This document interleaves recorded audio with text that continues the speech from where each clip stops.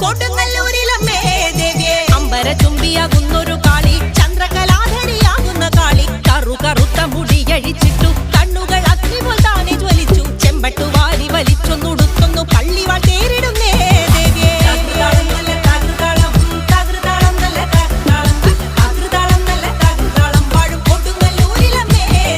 പള്ളിവാൾ എവിടുണ്ട് എന്നായി ചോദ്യം കാരിക വീരനെ ഇന്നല്ലോ വന്ധ്യം നൈതുടൻ കൈലാസനാഥൻ പറഞ്ഞു ആളെ വിഴുങ്ങുന്ന കുട്ടി പിശാച് പള്ളിവാളിൽ നിന്നു കാവല നിത്യമിരിക്കുന്നു ഭദ്രകാളി ദേവി